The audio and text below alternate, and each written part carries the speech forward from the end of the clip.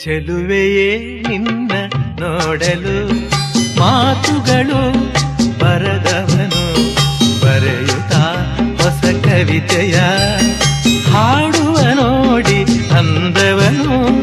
ಚೆಲುವೆಯೇ ನಿನ್ನ ನೋಡಲು ಮಾತುಗಳು ಬರದವನು ಬರೆಯುತ್ತಾ ಹೊಸ ಕವಿತೆಯ ಹಾಡುವ ನೋಡಿ ಅಂದವನು. ಚೆಲುವೆಯೇ ನಿನ್ನ ನೋಡಲು